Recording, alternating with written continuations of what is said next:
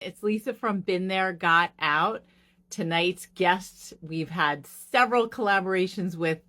She's a Renaissance woman. She has done a number of different things, but one thing that she's always specializes in is anything involving trauma. And she is very, very familiar with legal abuse, which is the trauma that, and hopefully will get you on properly if Instagram allows it.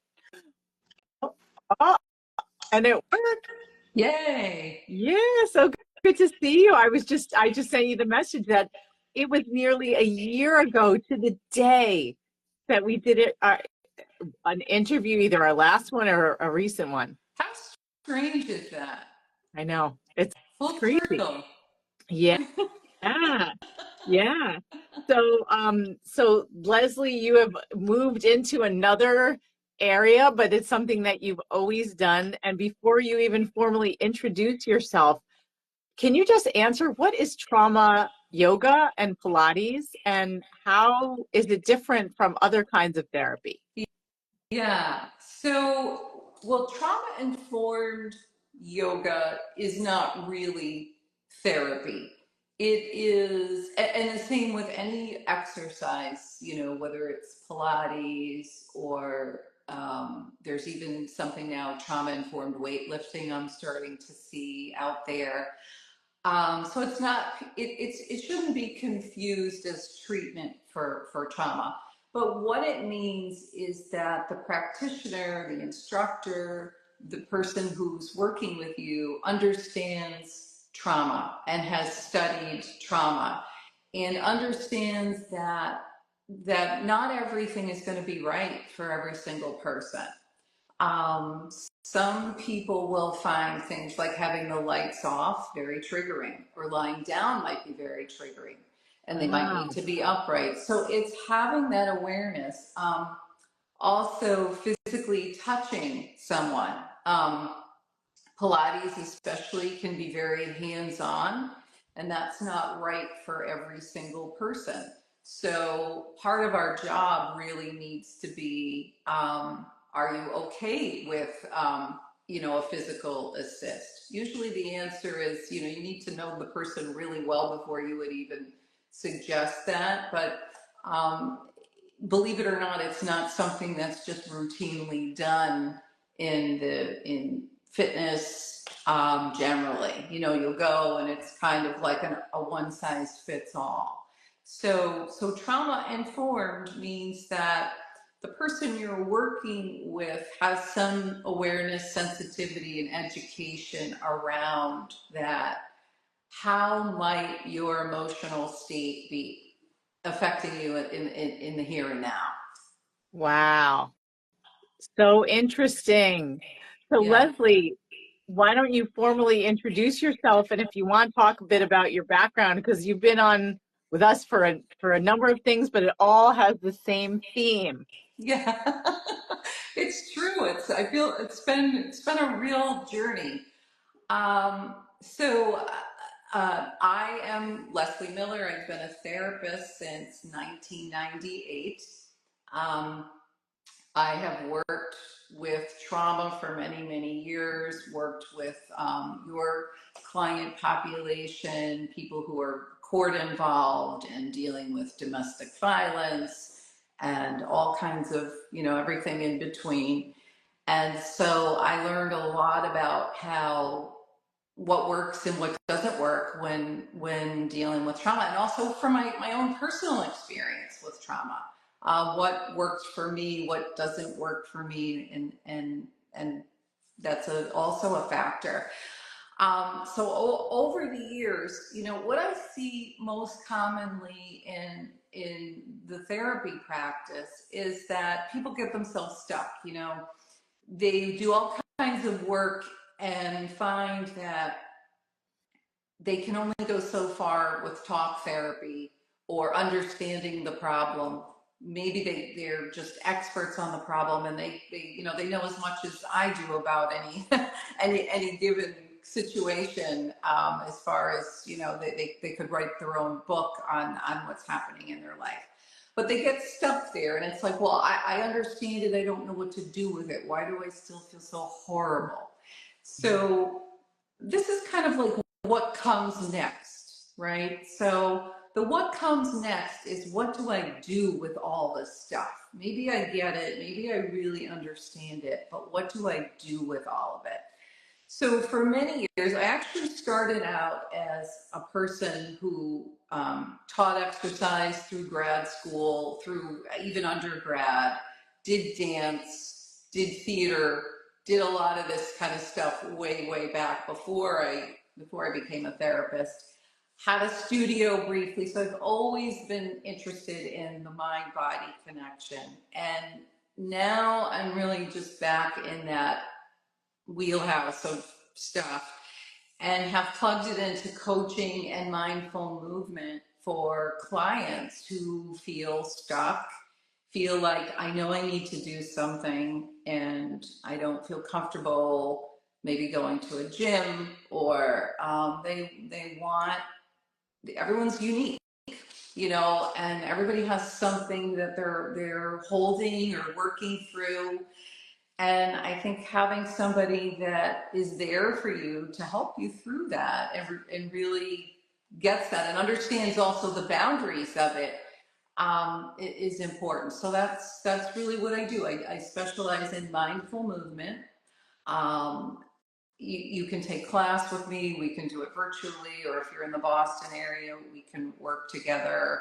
I also do embodiment coaching, things like intuitive, movement, um, eating habits, intuitive eating, all of this stuff, uh, cultivating a daily mindfulness practice. So all of these things kind of fit together. So when we're more mindful, we're going to sleep better, eat better, have improved self-care.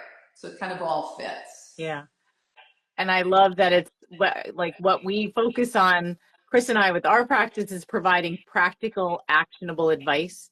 And so it's very familiar when you talk about how people almost get stuck in this loop of like, I need to understand, I need to learn, and now I know what it is, but I am not getting better. Like the knowledge is not enough to help me get out of this awful feeling of being Exactly. paralyzed. Exactly. Yeah. Yeah. So, because everyone is different, how does one, like, a lot of people don't even realize that they're in an abusive relationship until they get out of it and they learn about it. So, let's say someone comes to you and they don't even know, or before they even come to you, how does a person even know if they're dealing with trauma, especially if they've been living with something for such a long time and they're not aware? Are there ways that we can tell? Are there ways that you can tell? Right, right. Well, the first step is really awareness, understanding that a lot of times physical pain has an emotional component to it. So things like, tension in your upper body, your jaw, what's going on that you're clenching or holding in your shoulders or lifting your shoulders. So sometimes just getting somebody to just sort of check in with what they're actually sensing in their body will help people sort of from the ground up learn about their emotional state. Because what happens, particularly with like your client population, is that they've been in the fight, flight, freeze for so long, it becomes habitual, and it's hard to even recognize that you're still in it because you're so used to it. A lot of times what happens is people will reach out after it's like, they start feeling like a sense of almost breaking down physically. Maybe Mhm. it's chronic fatigue, chronic illness, even just ridiculous like infections that won't go away, like not really anything serious, but just enough to keep you down. Sometimes it's, raging hormones that no matter what, I can't feel better, I can't, I can't sleep, I can't. So it's all of that stuff. And so getting someone to slow down enough to feel what they feel and notice. Because the whole process of being dissociative is to really be not in your body. So it's like, let's get you back in your body and discover what's there, you know? Yeah. And so many of our clients have serious health issues like Yeah. cancer or fibromyalgia, and it often can be traced back to being in an emotionally abusive relationship.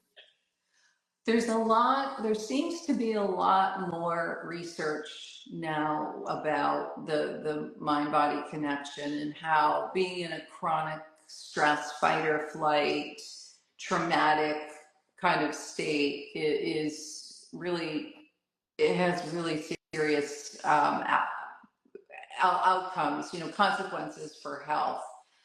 When you look at like the ACE study, like the questionnaire for childhood trauma, and when people do those, there are a lot of studies that they can trace back to people that scored really high on those childhood trauma questionnaires tend to have worse health outcomes later in life. So there's more research that really does make that connection. It doesn't mean it's hopeless. It doesn't mean that, geez, I went through all these things, I'm doomed, I'm never going to be healthy. But I think that we just have to do a better job of really educating people on what this is really, in fact, doing to your body. And we're not made to just withstand chronic stress day in, day out, or to be in this fight or flight all the time. If you're there, it's really hurting your health. Yeah. I think of the words like it's taking its toll. Correct. Yeah. And I think Yeah. about, our clients who are so focused on managing things for other people, especially their children, where they don't take care of themselves. And it's always like, I'm in survival mode. I have to get through all this other stuff first. Like before I can join a class or do any exercise, I have to do all my financials. And that's going to take me 2 weeks. And then I got to do this other thing to make sure my kid is okay and find them a therapist. And then later, I'll take care of myself, but only if nothing else is going on. And of course, there's always insanity going on. And the day-to-day co-parenting communication is triggering them every time they see the name in the inbox or see a court docket number. It's just like Exactly. this constant sense of, oh my gosh, but I can't take time away because there's Exactly. other things to do. Exactly. Well, one of the things that I help people with, that sort of day to day, I can't focus. I just got an email and my heart's racing. Is simple grounding techniques. So, I have an audio that's a 7-minute grounding that people can do pretty much anywhere. And a great place to do it is actually walking into court. So, Yeah. or if you're sitting there waiting to be called, like you're just kind Oh, of milling around and your anxiety is way up. Grounding can be a fantastic tool, a really simple tool to just get back into your body. So there are things people can do, but I think you raised an excellent point about I've got to take care of everybody else and I can't take care of myself. One of the things I see is that people who are holding things for other people, and that includes helping professionals, right? It's not just holding for yourself, it's holding, when you're holding space for other people, you're holding, you've got it. So, people who define themselves as highly sensitive or highly empathic, they're also doing that.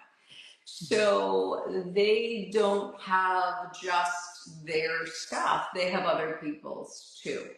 And that is a very slippery slope. It's a wonderful quality. It is not something that we can even help when we're empathic and have all that kind of caring. And it's a wonderful thing. But without a real discipline in self-care, taking care of yourself, and how do I unhold? How do I release that? It's not going to go to a good place. That eventually people burn out or they get sick yeah. or just feel miserable.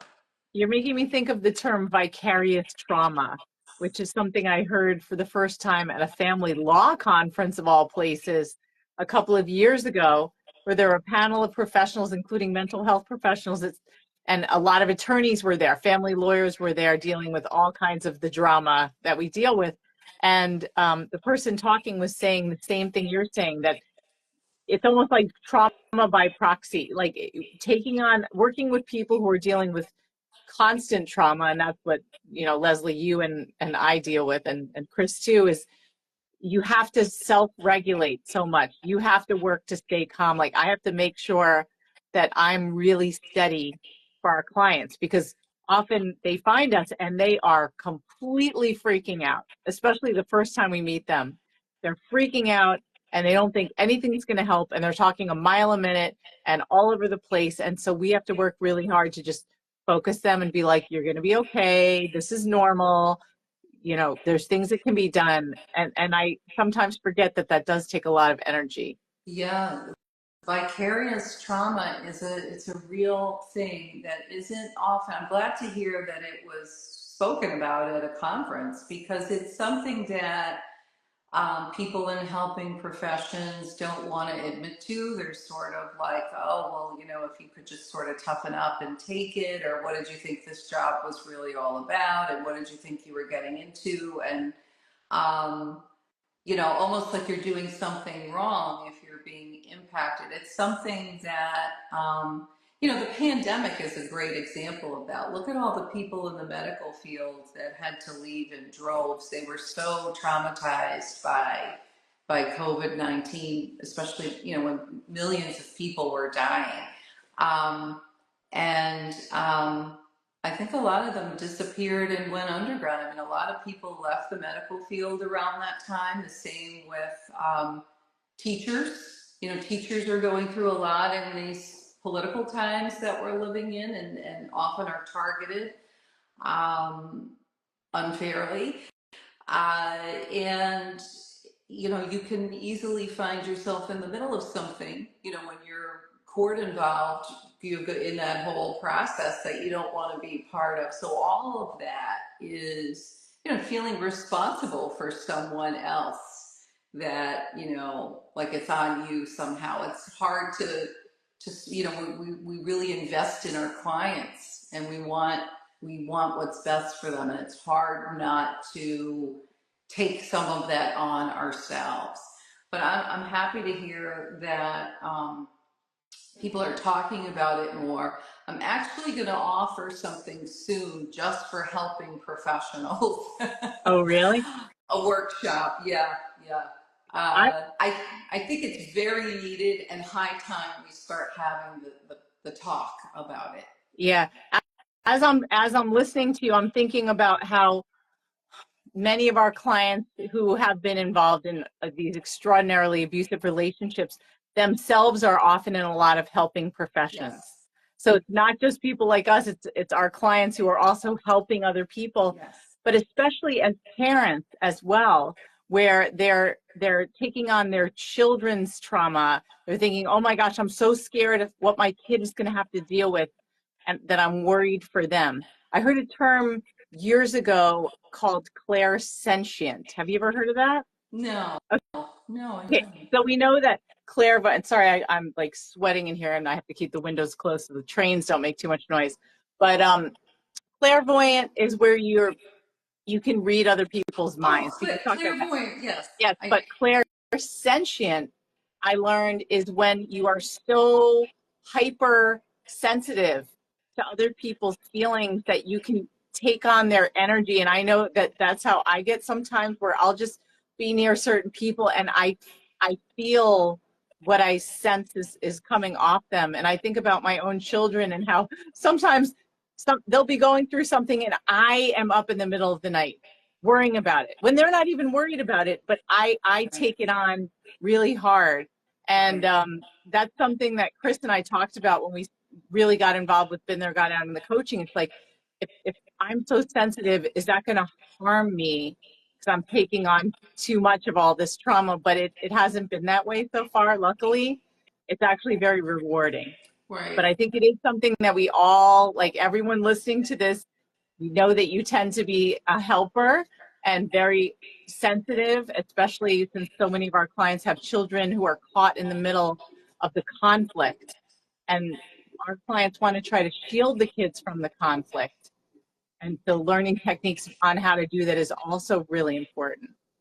I think that that is a huge point that you're making. Yeah, I think that parents definitely take on their kids' stuff, and you're not just dealing with your own trauma in the court, with your court involved in a high conflict situation or a custody situation, but the what your fears are for your children and seeing them suffer or seeing them change or shut down or withdraw or become depressed and anxious. And it's really hard not to take that on ourselves.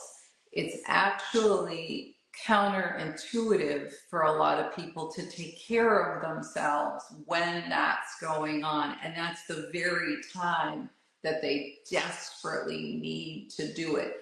And a lot Yeah. of times they need people like you or myself or someone else out there to give them permission to do it. It's like it's really okay to focus on you. Like, I know you think you're holding up the world, and maybe you're holding up a corner of it right now, but you're going to get real tired quickly. And how can we help you build your resilience? It's not by staying in fight. It's not by going into freeze and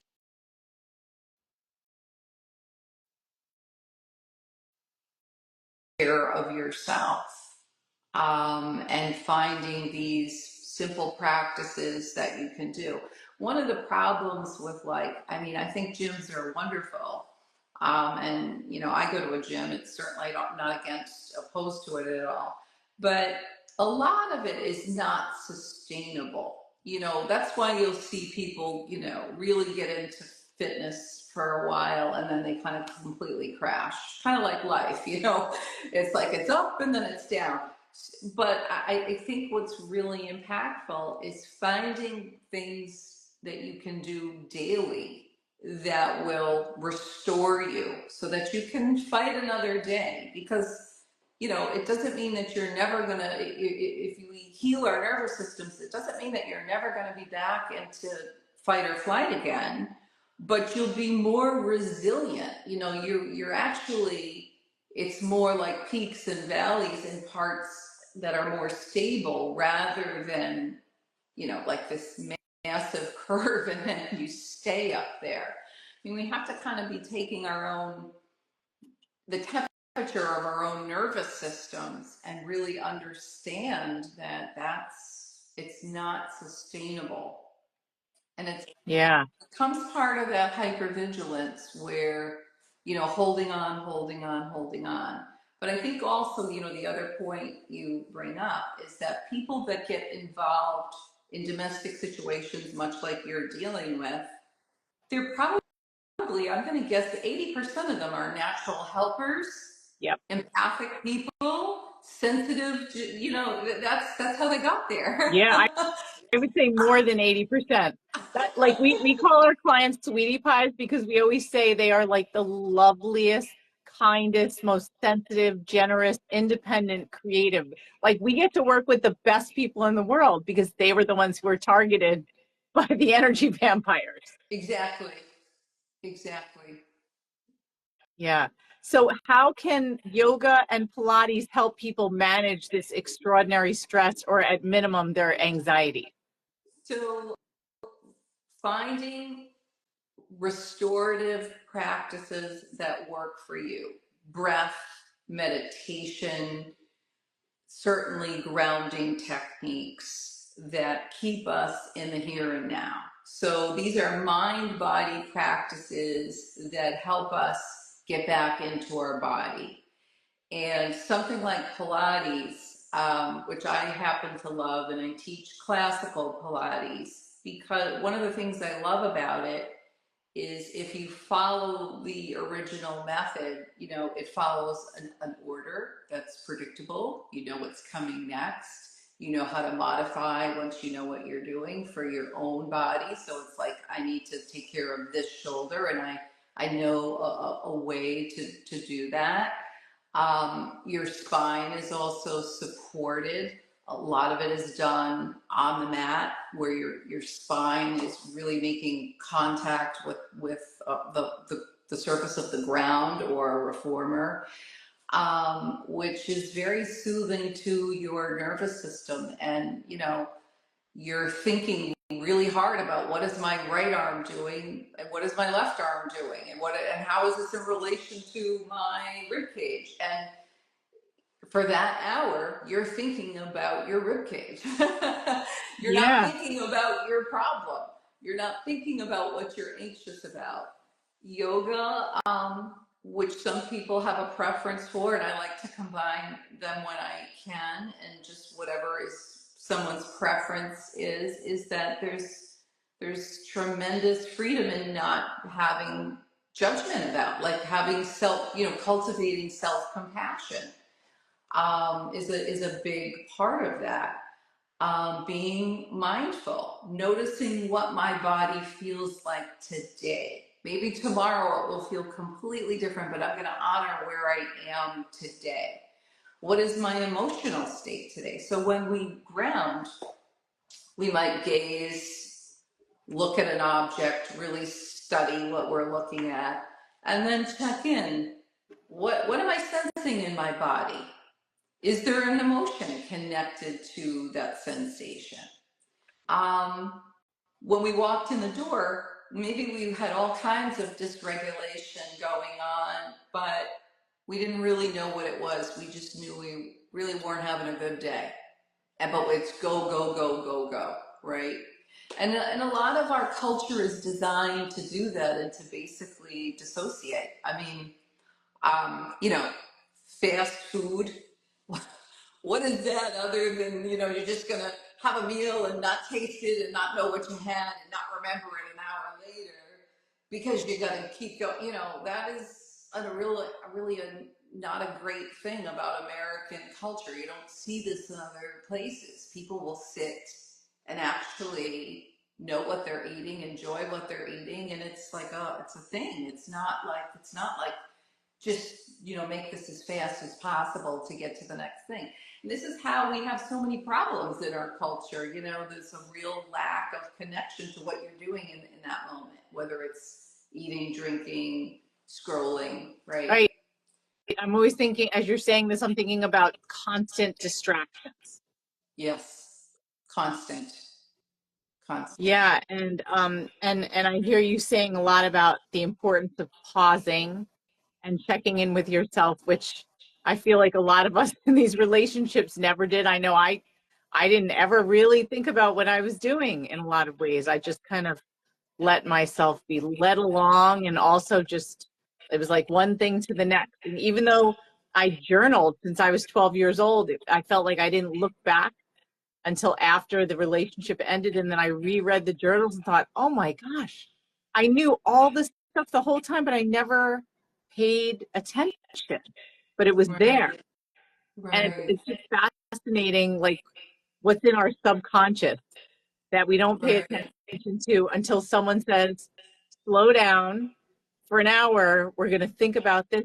And also to be allowed to feel things. I think with our clients, a lot of times they feel guilty for feeling something negative. They'll be like, I know I shouldn't feel this way, but, or I know a lot of people have it worse than me. And I'm just right, like, stop minimizing. Like, you're allowed to be terrified. Like, they'll say, right. I'm going to court and I'm really scared and I probably shouldn't be. I'm like, whoa, whoa, whoa, whoa, wait. Like, why shouldn't you be terrified? Who does this? Like, how, or oh, I should have known. How could you have known? Like, why are you Exactly. doing this to yourself? Like, you're making things worse for yourself because you're not being as kind to yourself as you would be with a friend who E- you would listen to going through Exactly. something like this.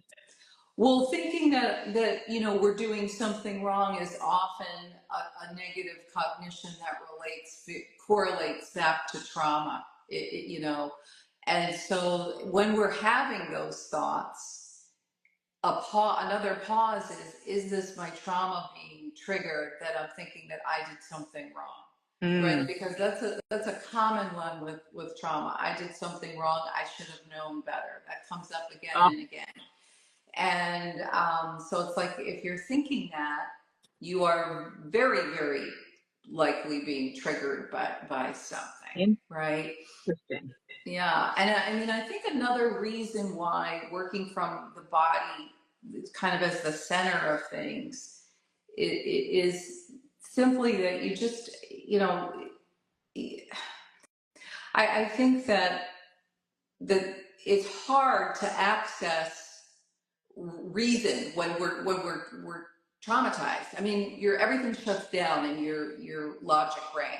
So we're trying to use our logic brain for implicit memories that were stored as memory. We were mainly unconscious when some of these things that get stored, right? We don't even really remember it exactly the way it happened.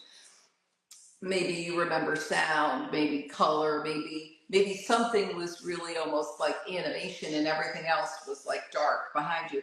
It's not an accurate depiction of what really happened. And so when you're trying to access it logically, it can't really be done. We have to kind of communicate at the body level because that's where it's living. Yeah.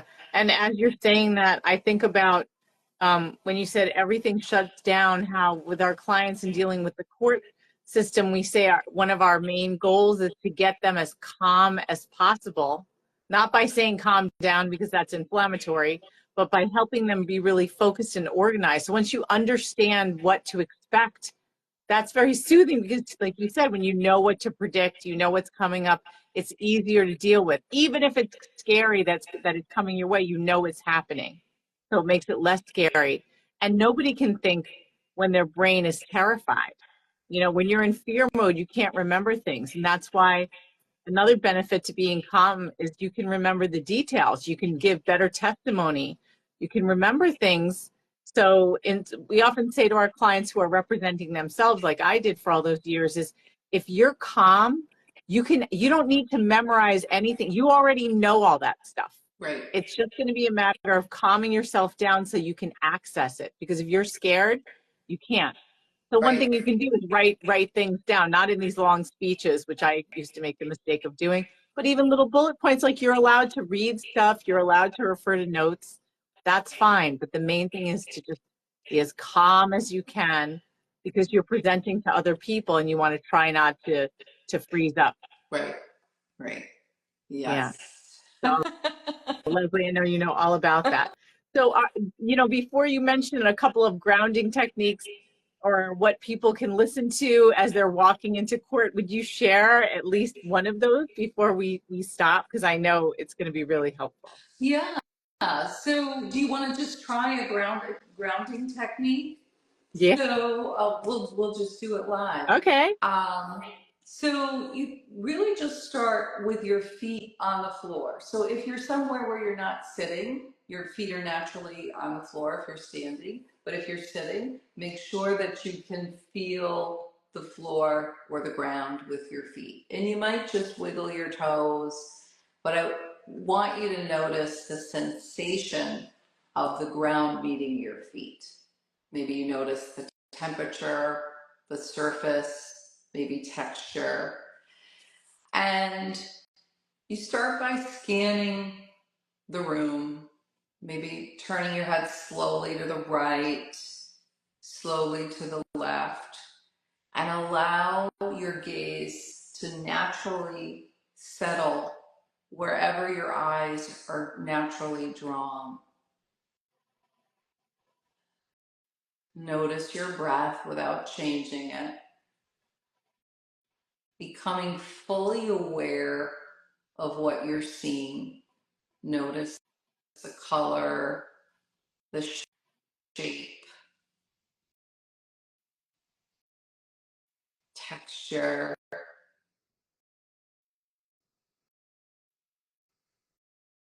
Allow your thoughts to come and go. Notice what you're hearing. Notice the ground beneath your feet.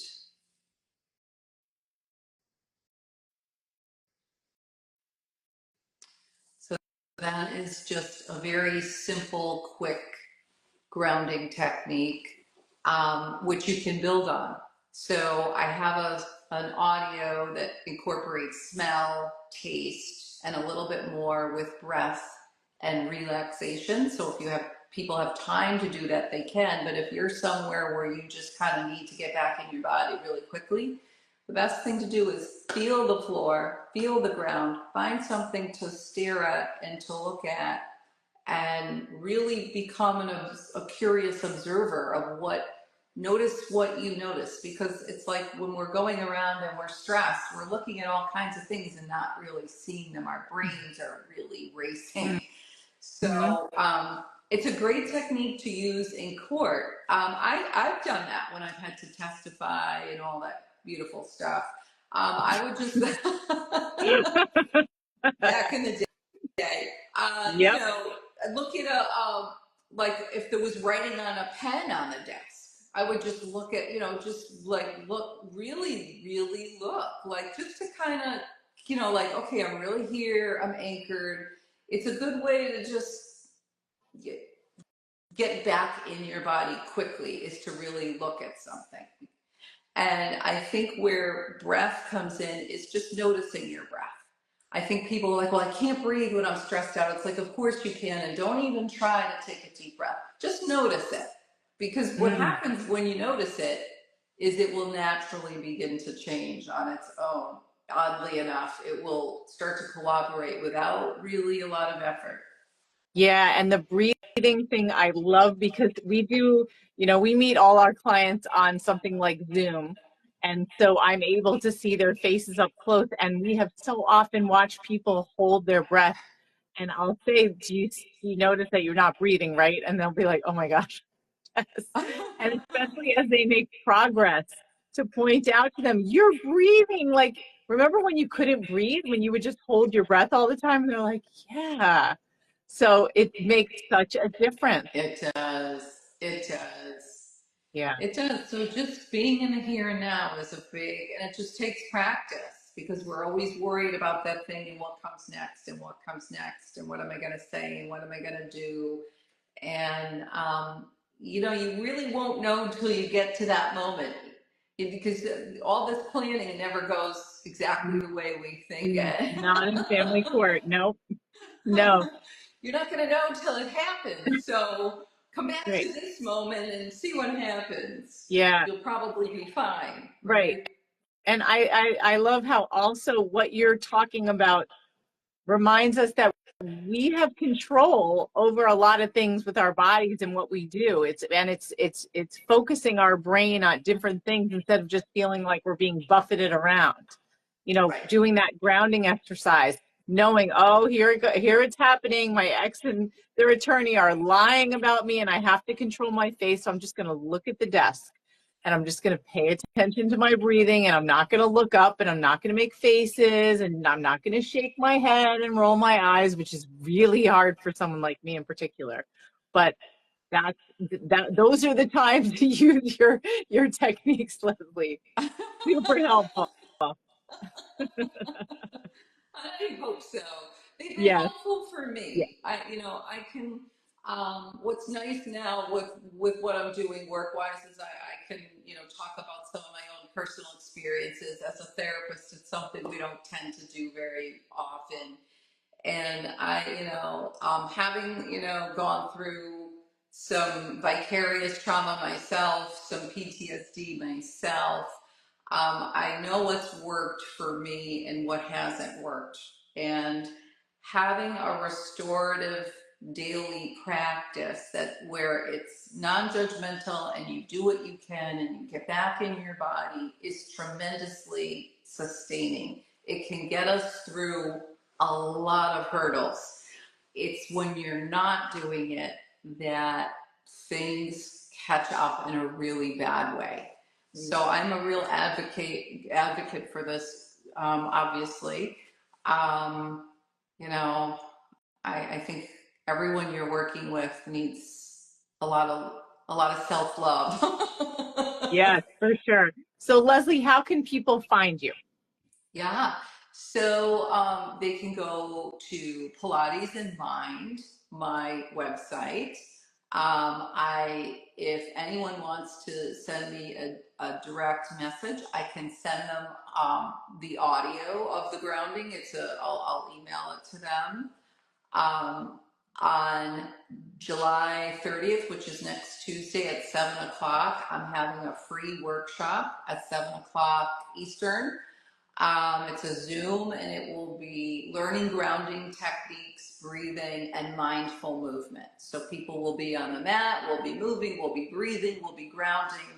Um, so anybody who's interested in that can go either the link in my bio or to the website.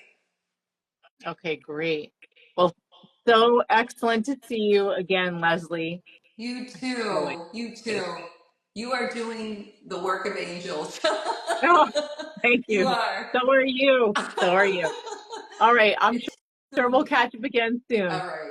All right. Take Thanks care, Lisa. again. Bye Bye. bye.